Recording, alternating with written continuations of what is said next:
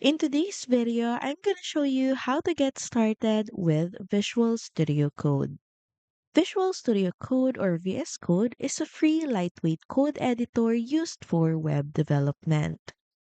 It can be used for Java, Python, HTML, and many other programming languages. Now inside Visual Studio Code, in the left panel, you'll see the activity bar for files, search, extensions, and more.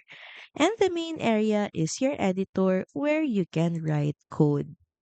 So here, first click on File, then select New Text File, and first save it with an extension like HTML or Python with a file name. And here you can start typing your code. Now in the left panel, go to the Extensions tab. So here you can start installing useful tools like Prettier for formatting or language support like Python or JavaScript.